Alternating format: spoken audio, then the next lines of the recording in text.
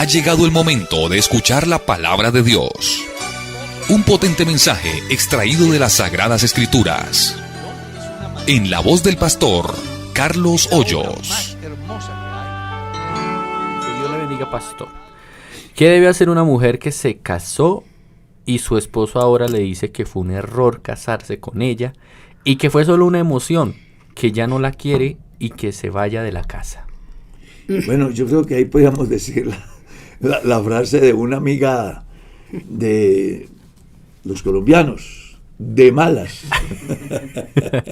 Si ya se casó, nadie lo obligó. Sí, es O sea, por eso hay una etapa que se llama noviazgo, donde las personas interactúan y tratan de descubrir quién es cada persona. Si yo me equivoqué al elegir a la persona con la cual quiero hacer mi vida, la culpa no es de la persona que fue elegida, la culpa es del que eligió. ¿Ya? En ese caso, si es un presunto cristiano, que me temo que no lo sea, claro. hombre, que reflexione y se acuerde lo que pasó en el altar. Te entrego, esposa, para bien o para mal, para todo lo que la vida da y todo lo que la vida quita. Él debe de entender, número uno, que él fue el que le escogió. Número dos, que él dijo sí a todo aquello que se le dijo el día de su ceremonia. ¿Ya? Ahora, si la hermana está siendo maltratada, verbal, física, psicológicamente, por una persona que no sabe qué quiere en la vida, pues ella no está obligada a vivir bajo un maltrato permanente. Ella debe de, si son cristianos, buscar la consejería pastoral, la red de familia. Si no lo son, pues hay herramientas que le confiere el Estado, acuda a ellas. Pero algo sí debe de quedar claro: ninguna mujer, ningún hombre, ningún ser humano debe de ser maltratado o discriminado por otro. Por eso se trata de personas conscientes que saben tomar decisiones. Entonces yo le recomiendo a esta personita que si su compañero dice que es cristiano, pues que busquen ayuda pastoral. ¿Ya? Si no es cristiano, le recomiendo que no se deje maltratar. Sea cristiano o no lo sea, no se deje maltratar. Busque los recursos que Dios, la iglesia y la legislación colombiana le da. Amén. Pastor, ¿qué consecuencias tiene un hermano o qué contrae cuando se aparta de Dios? Bueno, son bastantes las consecuencias negativas, aunque algunos le llaman positivo a conseguir dinero. Porque aquí esto es mucho más que decir me aparto. Vea, yo conozco gente que se ha apartado del camino y les ha ido súper mal. Conozco a otros que se han apartado del camino y han prosperado en casos como el dinero. Y a eso le llaman bienestar. Y se les olvida que el peregrinar del hombre sobre la tierra es simple y llanamente la oportunidad de definir lo que será eterno. Y ahí es donde entra a jugar un papel muy importante la enseñanza de Jesús acerca de aquel hombre que tenía muchos bienes y una cosecha que se avecinaba, y no teniendo dónde guardarla, proyectó una construcción grande para almacenar el producido de su hacienda. Como tenía, lo hizo. Y cuando ha recopilado todo aquello, que cualquiera diría que es una bendición, entonces dijo: alma, tienes bienes para muchos días, come, bebe, duerme, sáciate. Y estando en esas, una voz del cielo le dijo: necio, hoy vienen a reclamar tu alma, y lo que has provisto, ¿de quién será? Hago este comentario porque la gente cree que bendición es tener bienes o fama o una condición destacada en la sociedad. Y resulta que esa puede ser su más grande tragedia. Ahora, si es en el otro sentido, pues claro, también es una tragedia recibir azotes, porque también está escrito que Dios azota a todo aquel que recibe o toma por hijo. Porque cuando éramos niños nuestros padres nos disciplinaban, a veces con razón, a veces sin razón, pero siempre lo hicieron pensando en nuestro bienestar. Pues ahora Dios, que sabe, conoce, y usted se aparta, Él sabe utilizar los recursos necesarios a fin de que usted reflexione. Como el caso del hijo pródigo. Ahí está el mejor ejemplo. Se fue y mire todo lo que le tocó enfrentar hasta que se desintoxicó, digo yo, de todo eso que el mundo le ofrecía, dice la Biblia, y volviendo en sí. Es una enseñanza que deja ver que a veces las pasiones, los malos deseos, las ambiciones, las diferentes ofertas embriagan al cristiano, de tal manera que no le dejan ver la belleza, la grandeza, las posibilidades en Dios. Y entonces toman rumbos equivocados y después viene el dolor, la enfermedad, la crisis familiar, la destrucción. En fin, hay muchas consecuencias. Yo le recomendaría a quien hace la pregunta que si ha pensado en apartarse, tenga en cuenta lo que Pablo dice: mire con diligencia cómo anda, no como necio, sino como sabio. Si está apartado y está viviendo una etapa de crisis, pues usted sabe dónde encontrar la solución. Vuélvase al Señor, que tendrá de usted misericordia, al Dios nuestro, el cual es amplio en perdonar, y téngalo por seguro que la iglesia lo estará esperando.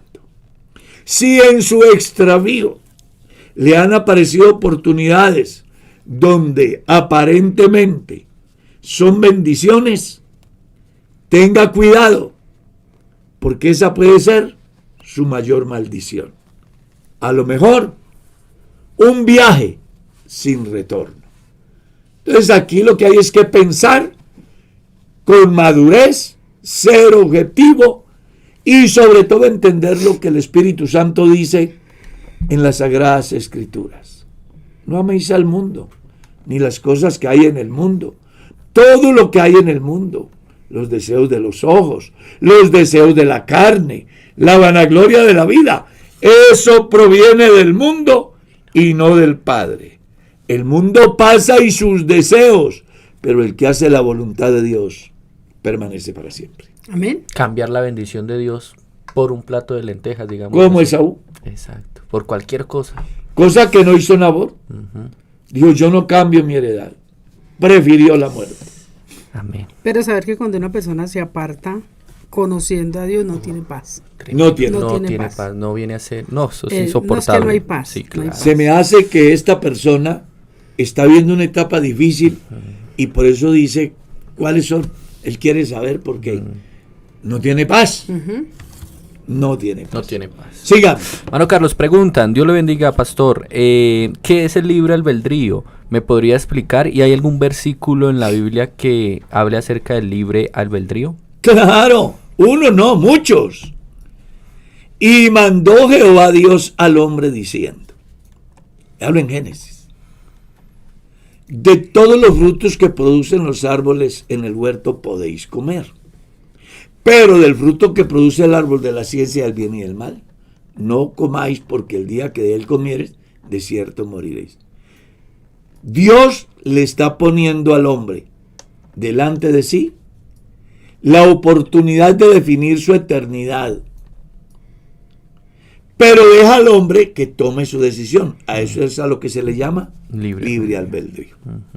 Cuando Dios a través de Moisés le dice al pueblo, he aquí pongo delante de vosotros la vida y la muerte, la maldición y la bendición, y además le da un consejo adicional, escoged el bien para que viváis. Le está diciendo, usted es libre de tomar sus decisiones, pero yo le recomiendo que no haga lo malo, haga lo bueno para que viva. ¿Sí? Cuando en el capítulo 6, el verso 16 del profeta Jeremías, Dios a través del profeta le dice al pueblo, paraos en los caminos, mirad y preguntad por las sendas antiguas cuál sea el buen camino y andad por él, y hallaréis descanso para vuestras almas. Ellos dijeron, no andaremos. Ahí se ve claro la oportunidad que tiene el hombre de aprobar o no aprobar lo que le conviene o lo que no le conviene. Cuando Jesús dice que solo hay dos caminos, uno ancho y uno angosto, y le muestra al lector de la Biblia el fin de los que van por el camino ancho y el fin de los que van por el camino angosto, es un llamado a la reflexión para que el hombre tome la mejor decisión. Es esa cualidad que nos hace semejantes a Dios también, ¿no, hermano Carlos? Claro. Que nos diferencia del resto de la creación y nos hace únicos. Podemos tomar esas decisiones en nuestra vida. Tenemos la posibilidad. Y además Dios nos da la voluntad. Amén. Siga. Bueno, hay una hermana que da un saludo muy efusivo, el pastor lo admira por sus enseñanzas y tiene varias preguntas. Vamos con la primera. Por favor, ¿me ayudan con esta inquietud? En la iglesia donde yo asisto se ha vuelto muy común que las jóvenes de la iglesia, servidoras en varios comités por fuera de la iglesia, usen pantalón, o sea, jean. En mi opinión está mal, porque esa vestimenta es de la gente del mundo. Quisiera saber que está mal o si la que está mal soy yo, juzgándolas. Hasta ahí. Respondamos esa primera. No, es que esta es una. No, por eso vamos a responder esa primero. Listo. Con respecto a su inquietud, le voy a decir lo que dice la Biblia. Deuteronomio 22:5. No vestirá la mujer ropa de hombre, ni el hombre ropa de mujer. Entonces inmediatamente surgen los defensores del posmodernismo.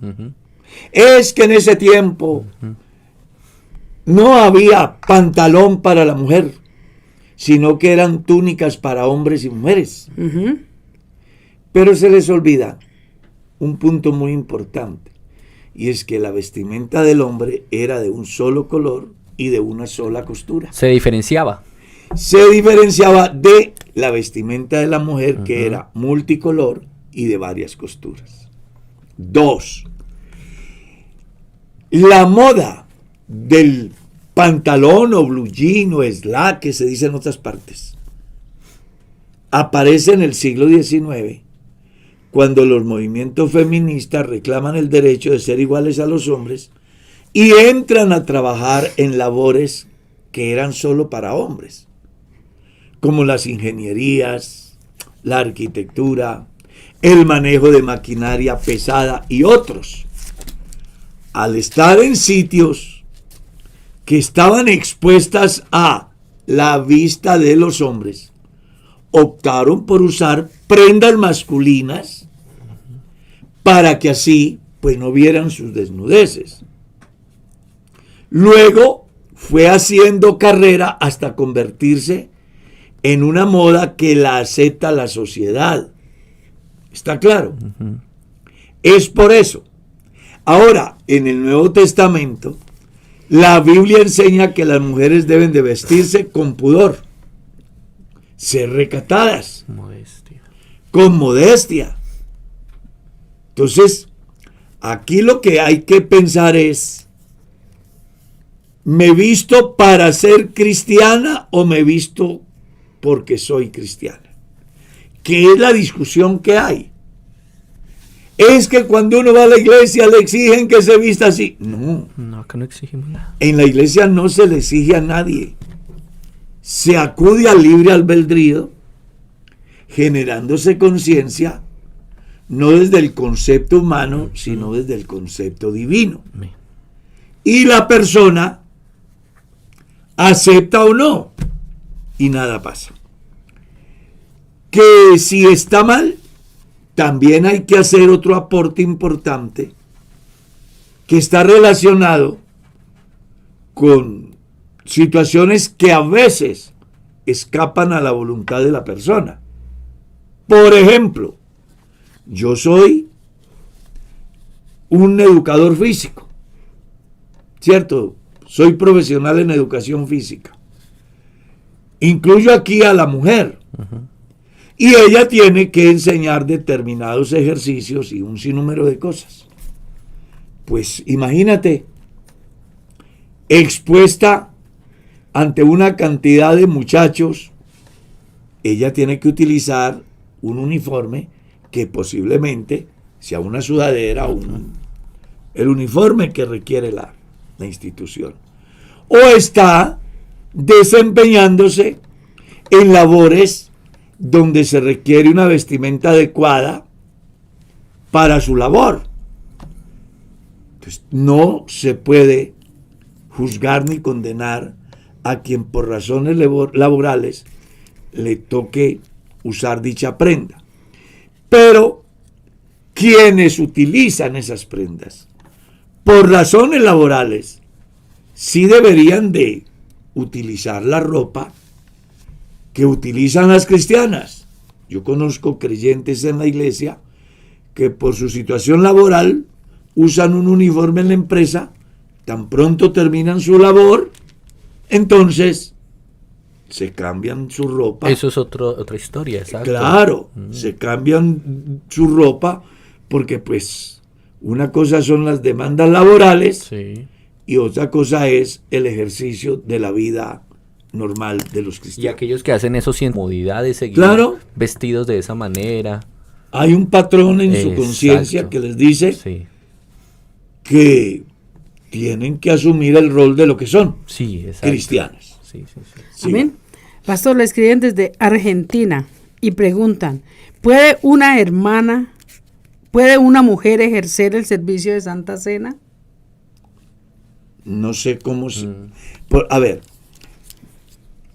No, tan raro. no, No, ella yo trato de dirigir entender... el servicio de Santa A Cena. dirigirlo. Sí. No, a ver, Dice, Pastor, buenos días, soy de Argentina. Tengo una pregunta, si una mujer puede hacer el servicio de Santa Tocaría haber Cena. dado por dos dentro opciones. de la iglesia hay que mirar eso de dos formas. Sí, exacto.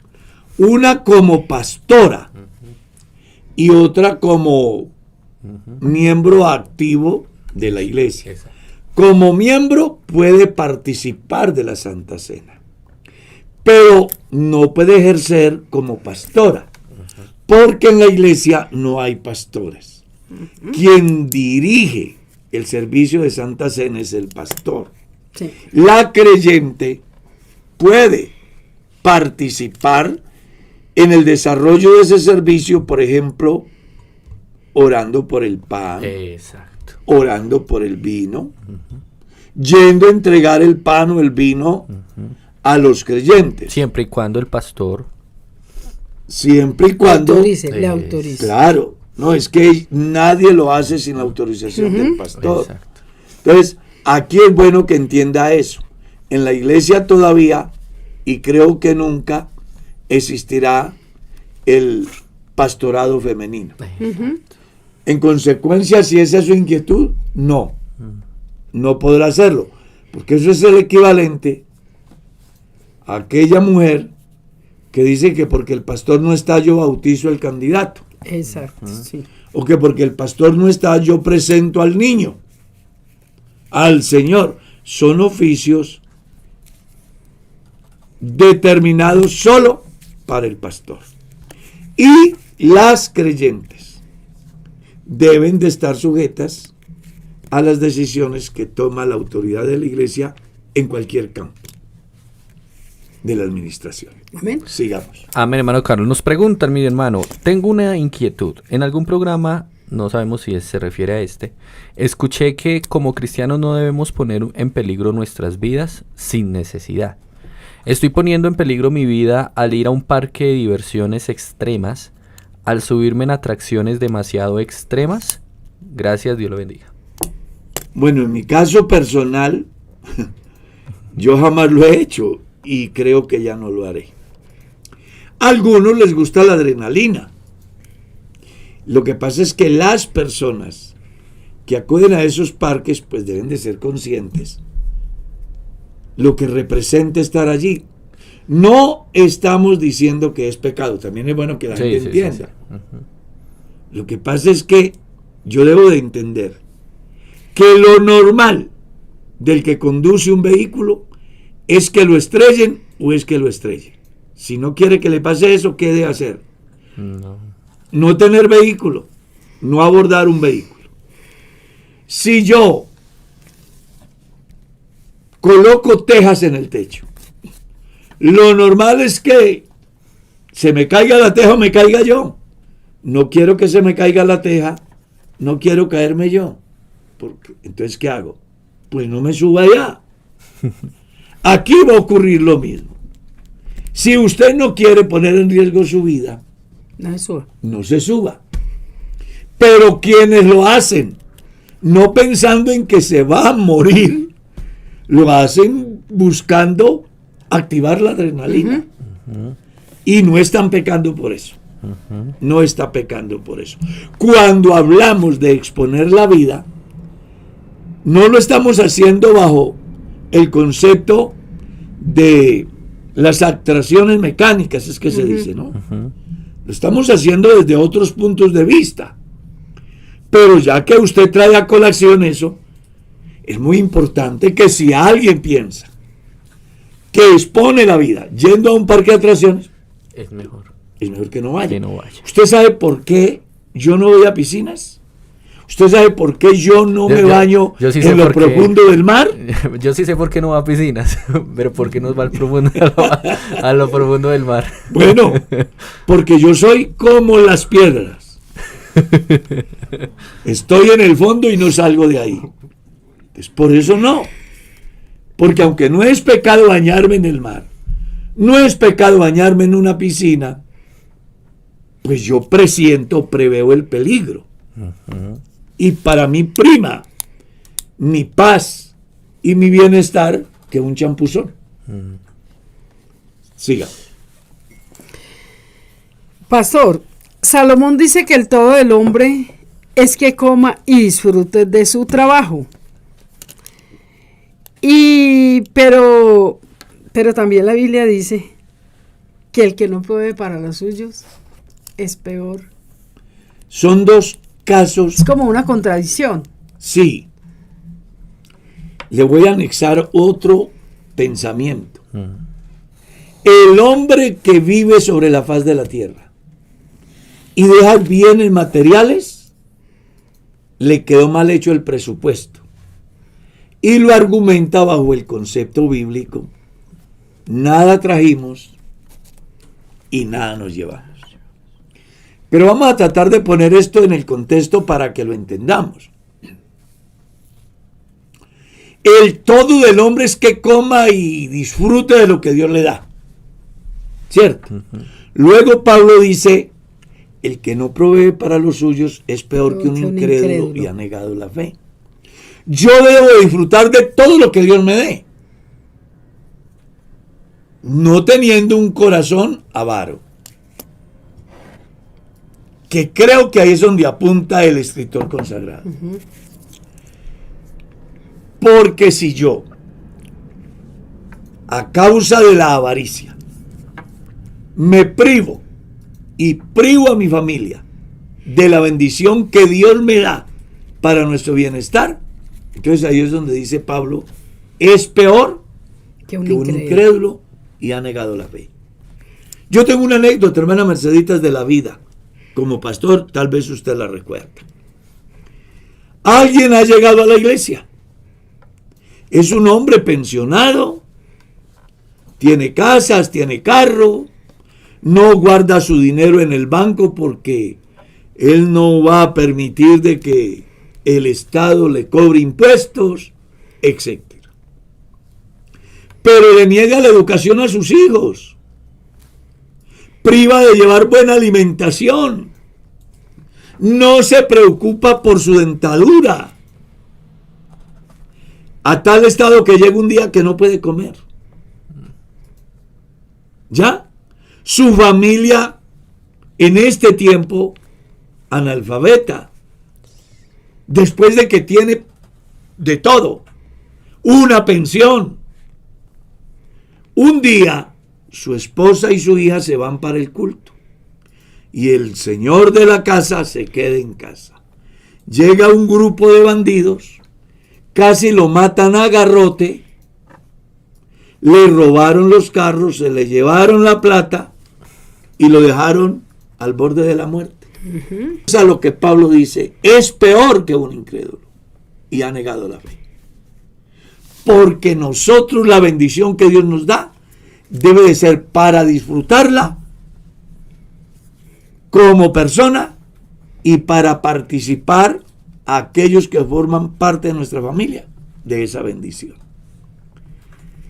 Y yo como padre también debo de entender que la Biblia dice que son los padres los que deben de proveer Son para los los padres hijos. los que atesoran para los hijos. Entonces yo tengo una responsabilidad con mis hijos. No bajo el pensamiento que si yo me quemé, que si yo me maltraté, que si yo me sacrifiqué, que así tiene que... No. Si Dios me bendice, yo debo de administrar bien la bendición de Dios sin que falte nada en casa, en ninguno de los campos. Y si algún ahorro queda, qué bueno que mis hijos lo disfruten. Ser Amén. buenos administradores con lo que Dios nos da. Qué importante, ¿no, hermano Carlos? Así es. Tremendo. Bueno, hermano Carlos, hay una pregunta, dicen, mi hermano, si nadie subió al cielo, según San Juan, ¿a dónde irían Elías, Enoc o el mismo Pablo? Dice él. Ellos fueron a donde van todos. Las escenas, ¿cómo se llamaría? Únicas, relacionadas a esa temática, son, o a través de ellas Dios transmite una enseñanza que va más allá de la mente finita, pero que sin duda alguna ellos resucitarán, porque la regla general Sí. y única ya está dicha, está establecido para todos los hombres. Que mueran una sola vez. Incluya a Lázaro, al hijo de la viuda de Naín, ¿sí? Sí. Al soldado que sepultaron en el sepulcro de Eliseo, en fin. Eso está de manera reglamentada por Dios y es inviolable. Los que resucitaron cuando Cristo muere y que aparecen en sus casas, sin duda tuvieron que volver a morir. Ahora, ¿que dónde está Moisés? ¿Que dónde está Elías? La Biblia dice que Dios sepultó a Moisés. ¿Dónde, cómo, no sabemos. ¿Que dónde está Elías? La Biblia no nos dice dónde está. ¿Que dónde está Enoc? La Biblia no nos dice dónde está. Lo que nos dice es que se da un evento y eso es cuanto podemos decir. ¿Que por qué lo hizo Dios? Él es soberano. ¿Que qué puede representar para nosotros? Bueno, ya eso es sujeto a interpretaciones que pueden ser acertadas o desacertadas. Algunos dicen que es un tipo de la iglesia en el Antiguo Testamento relacionado a lo que será el arrebatamiento de la iglesia en el Nuevo Testamento. Pero son conjeturas. Yo les motivo para que crean como dice la Escritura y no cuestionemos. Dios traspuso a Enoc para que no hubiera muerte, punto. Eso es lo que dice la Biblia. Que Dios arrebató a Elías en un torbellino. Eso es lo que dice la Biblia. De ahí para allá, le motivo para que piense como lo dijo Dios a través de Moisés.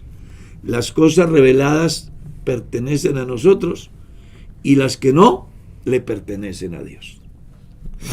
Amén. Escuche, yo como que le escuchaba al pastor respondiendo esto. Buenos días, Dios le bendiga. Dios le bendiga, pastor. Tengo una inquietud. Una hermana dice que el Señor le habla y según le dijo a cierto hermano que Dios le había dicho que el Señor estaba enojado con él y que no lo tenía en primer lugar. Además que se iba a casar con un familiar de ella y ellos aplazaron el matrimonio hasta que esa persona arregle la situación con Dios y que si las cosas no se dan es por él. ¿Se debe creer esto, pastor? Se comió frijoles trasnochados. Es que yo no entiendo por qué los cristianos creen cualquier bobada y no creen a Dios. Pastor, mire, se da muchas veces porque en la iglesia hay ciertas, más que todo se ven las mujeres, en todas la experiencia que uno tiene en el ministerio, más que todo se ven las mujeres que mantienen en la iglesia orando, ayunando, y entonces como que, no sé cómo decir, como que le hacen creer a la gente que son más consagrados que las personas que no los ven en la iglesia ayunando. Entonces por eso es que dice, Dios es el día del ayuno, Dios me dijo, Dios me habló, y los hermanos creen. Por eso es que los cristianos a veces creemos cosas que no tienen sentido. La Biblia da puntos.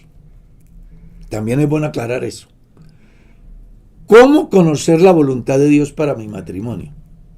Y no es porque me digan que lo hago o no lo haga. Exacto. Sino que yo como persona debo de tener la madurez suficiente para tomar una buena decisión. Entonces Dios me da unos puntos. Número 1. Que la persona de quien yo me enamoro debe de reunir requisitos bíblicos. Por ejemplo, tener al mismo Dios que yo tengo. Eso fue el pensamiento de Abraham con relación al matrimonio de Isaac. Había mujeres donde Abraham estaba. Claro. Eran bonitas, muy hermosas. ¿Servían para el placer? Claro. ¿Servían para la reproducción? Sí.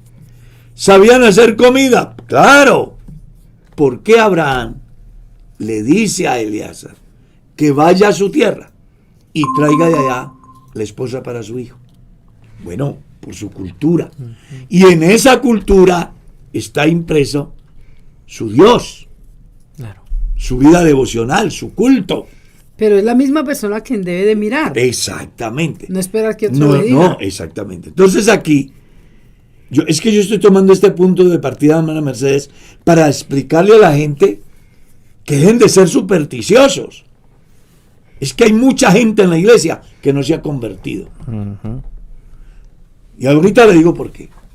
Vea, entonces yo debo de saber que me voy a casar. Quiero una mujer, hablo como hombre. Debo de buscar que esa mujer ame al Dios que yo amo. Crea en el Dios que yo creo. Sea una persona piadosa. 2. Debo de mirar el tejido social de la familia. Muy importante, sí. Casi siempre los hogares que fracasan es porque se enamoran a primera vista y no conocen la familia donde vienen. Y resulta que donde viene la niña es de una casa de prostíbulos. Y aunque ella aparenta ser cristiana, eso el tigre siempre será tigre. A menos que ocurra un verdadero milagro. Pero si ese es un milagro en la persona. Exactamente. Bueno. Exactamente. Pero esa no es la regla, esa es la excepción. Y yo se lo digo por experiencia como pastor, sí, que ha atendido cualquier cantidad de casos. Y cuando uno hace la investigación, a la persona que está afectada de manera negativa dice, Lo que pasa es que yo le vi y pues vivíamos tan distante el uno del otro y de las familias que nunca lo hicimos. Pero ahora que me doy cuenta y ya estoy sin salida, descubro que su familia son expendedores de alucinógenos, que sus hermanas son prostitutas, que su mamá se la juega al marido, que el marido es un jíbaro. Ahí viene el problema. Regla número 2. Debo de conocer el tejido social de donde viene la persona con quien yo me voy a casar. Número 3. Debo de saber si es un buen hijo o una buena hija. Porque si no es buen hijo ni buena hija, no será buen esposo ni buena esposa. Debo de conocer cómo trata a sus padres. Porque si maltrata a sus padres, a mí también me maltratará. Debo de saber si respeta a sus padres. Si no respeta a sus padres, a mí no me va a respetar. Eso es un muy buen filtro. Debo de saber si es una persona trabajadora o es un perezoso que lo mantienen. O si es una perezosa que ni arregla su propia pieza. También. Habitación. Entonces, aquí es asunto de análisis.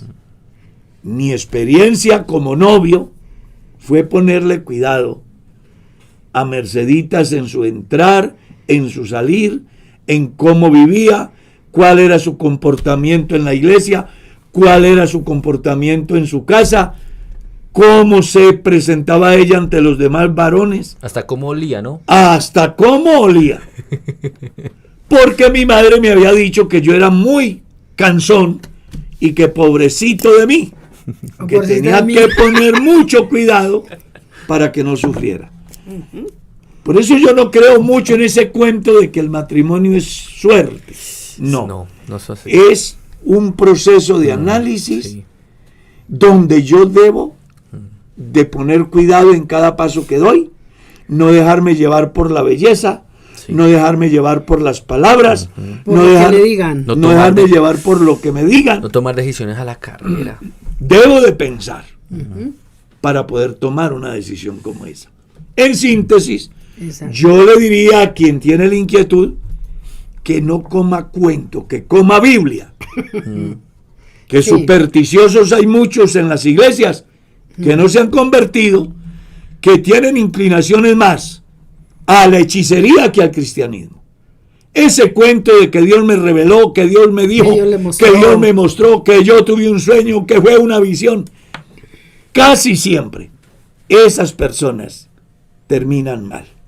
Entonces usted lo que tiene es que creer a Dios, como dice la Escritura, y hacer uso de la inteligencia que Dios le ha dado para que al tomar una decisión minimice los efectos negativos. ¿Ya?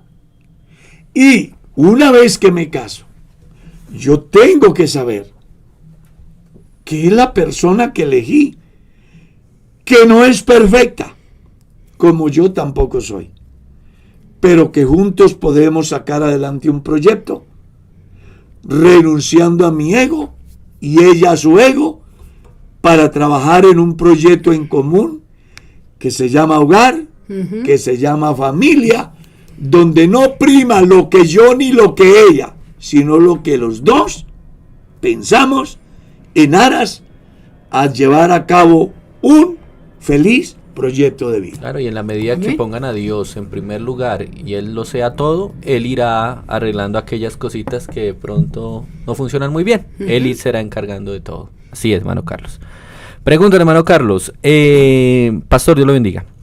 Yo quisiera preguntar a qué se debe el fenómeno que ahora se ve en las redes sociales, creo que enfatiza en redes sociales, donde se cuestionan aspectos como el vestir para subir al altar, donde se cuestiona el hecho de que la iglesia debería ponerle menos misterio sobre a quién pone a servir, así sea de otra denominación del nombre, y aún publicaciones que hacen líderes de la Pentecostal en el área musical. ¿Esto estará bien?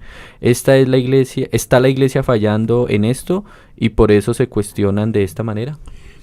Sí, yo creo que aquí hay una falla en lo que tiene que ver con la misión de la iglesia. La misión de la iglesia no es decirle a la gente cómo viste o no viste. La visión de la iglesia no es criticar a fulano o a sutano. La misión de la iglesia es predicar el evangelio. ¿Está claro? Amén.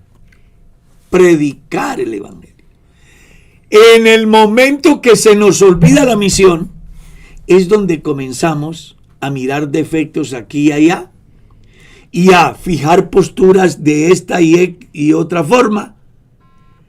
Y como la gente está bombardeada por los medios, se ha despertado un espíritu de rebeldía en los cristianos que ya no están dispuestos a aceptar las directrices de Dios a través de la palabra dadas por el pastor. Ese es en un nuevo neopentecostalismo Sí, que llaman. señor, el neopentecostalismo que está afectando a la iglesia.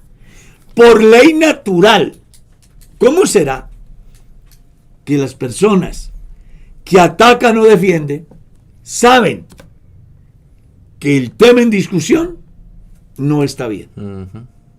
Si yo me pongo a atacar determinada postura o a defender determinada postura desde mi léxico, me está diciendo que las cosas no van bien. Claro. Lo que yo debo de hacer es cumplir la misión. ¿Cuál es la misión? Predicar el evangelio. Ya. Eso es lo que yo tengo que hacer. La filosofía de la iglesia no es, porque esto va más allá, pastor.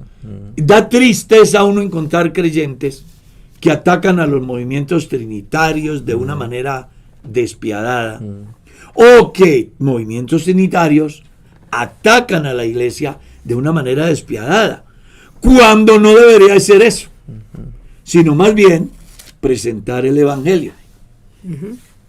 Yo predico el evangelio. Si la gente cree, gloria a Dios. Si la gente no cree, allá ellos. Exacto. Pero por ningún motivo debo de generar contienda aluciendo que defiendo lo que la Biblia dice.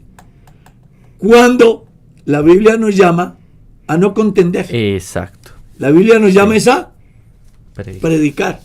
Y una de mi filosofía de vida en Perlas Evangélicas y en todo lo que yo hago es tratar de ser objetivo. Porque al final Dios me mandó a predicar. Así es. Amén. Amén. Pastor, un matrimonio de 1 año, después que no se ha consumado, ¿se puede anular? Sí. Sí. Cuando una pareja se casa y no se consuma el matrimonio, ahí cabe la nulidad del matrimonio. Pero si han tenido intimidad sexual siquiera una vez, entonces ya no es nulidad, es divorcio. La ley le confiere las dos opciones. Ya. Sin palabras. Sí, Sigamos. sí, porque por ejemplo, sí, una hermana que se case y no pueda tener una relación sexual, una relación satisfactoria con su, No, es con que- su hombre. Sí, a ver, ahí hay que hacer diferencia en esas dos palabritas. Que no pueda tener una relación sexual, eso es una cosa. A que no quiera. A que no pueda tener una relación satisfactoria, eso es otra cosa. Porque una relación satisfactoria y una relación no satisfactoria no es el equivalente a que no haya consumación del matrimonio. ¿Ya? Entonces, hay que establecer la diferencia. ¿Qué es una relación satisfactoria? Bueno, que ambos quedaron felices. ¿Qué es una relación no satisfactoria? Que una de las partes No quedó. se sintió utilizado. ¿Está claro? Pero ¿qué no consumar el matrimonio? No existir. No poder tener la relación Exactamente. por X o Y Sí, circunstancias. por prejuicios que tengan, por afectaciones psicológicas, por orientación que reciben de sus padres. O en porque muchos- no puedan tener una relación. Lo pueden consumar, lo pueden anular. Dependiendo también. Yo pienso que primero deben de buscar ayuda. No, es que por eso digo, dependiendo de la circunstancia. A ver, yo sufro de impotencia sexual, soy un hombre. Me voy a casar con Merceditas. Y yo no le digo a Merceditas que tengo el problema de que no voy a poder consumar mi matrimonio porque tengo impotencia sexual. Me caso con ella. No puedo consumar el matrimonio, que es a través de esa unión que está relacionada con la sexualidad. Ella puede arguir ante la ley, puede solicitar la nulidad del matrimonio porque yo la engañé. Ujú.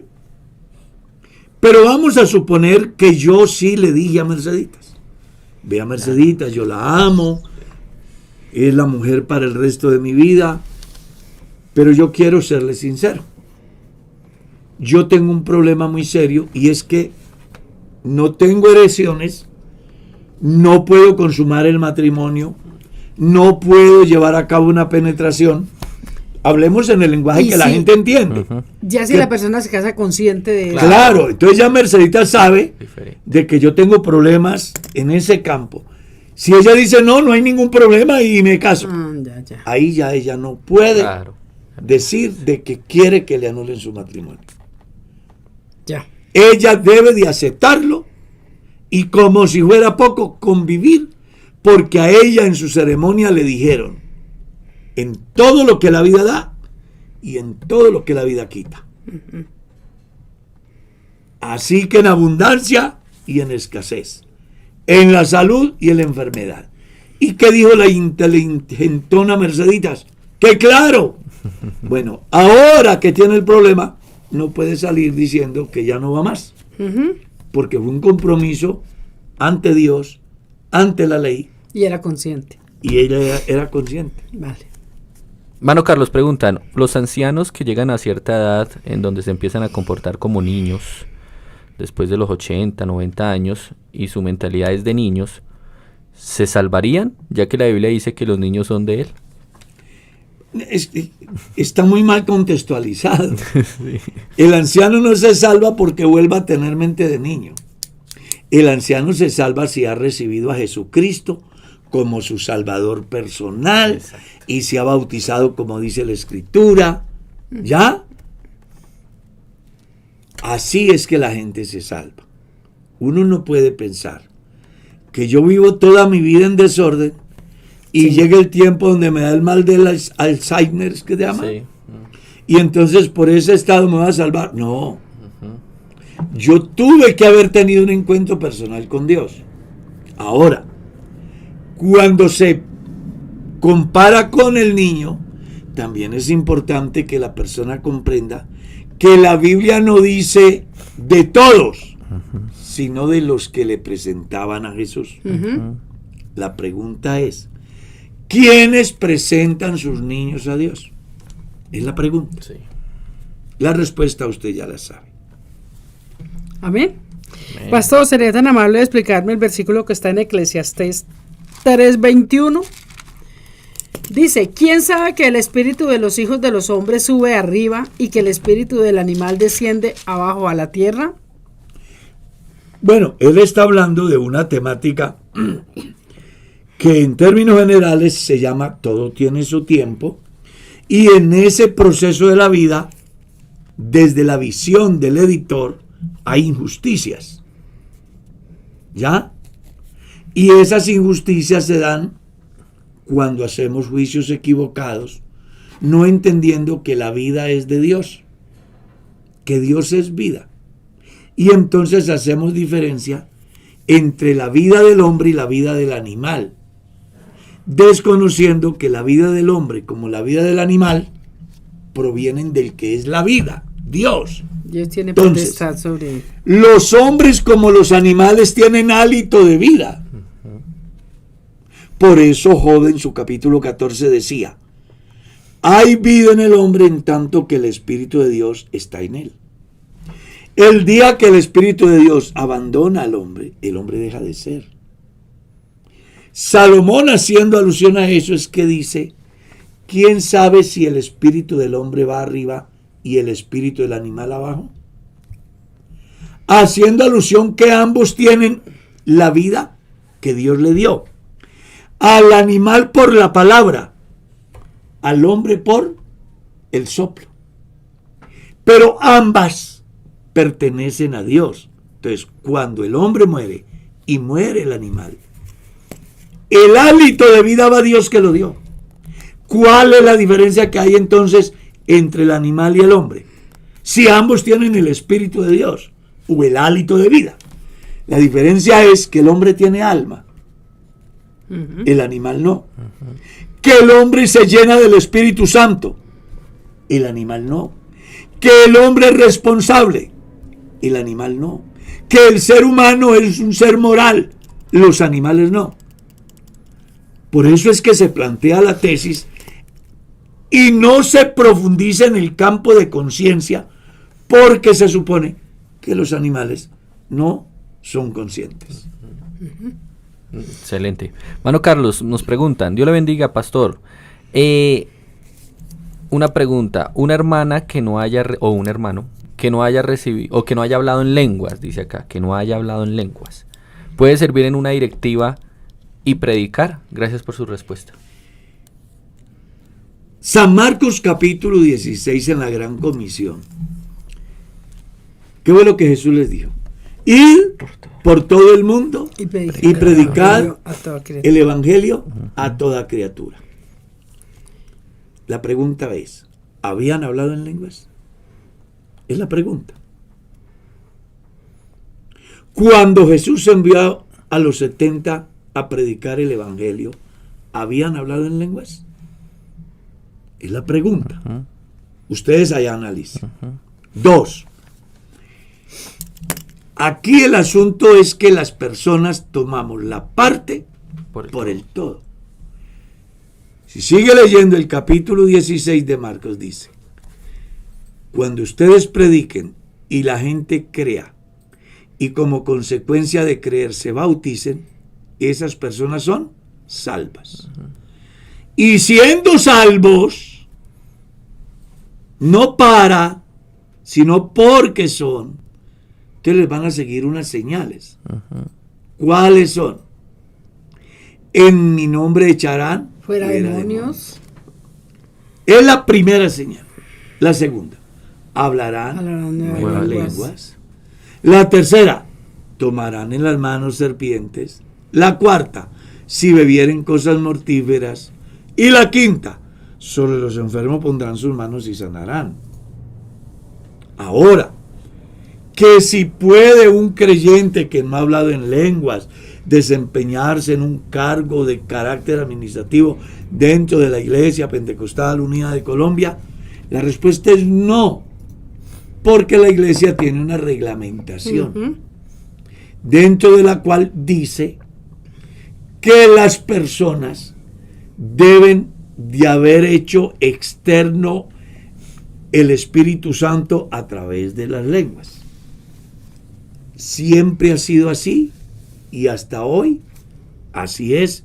Pero es un reglamento de la Iglesia. Es algo que la Iglesia ha establecido.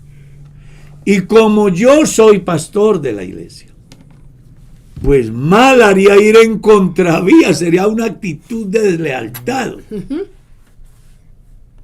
Yo creo que la Iglesia, cuando fija sus posturas, son dignas de respetar, porque al final de todo, creo que quienes fijan esas posturas lo hacen con la mejor intención y con conocimiento de causa. Amén. Entonces, una cosa es la obra del Espíritu Santo en la vida del creyente y otra cosa es el manejo administrativo que la Iglesia da. Es algo netamente administrativo. De las iglesias. Sí, así es.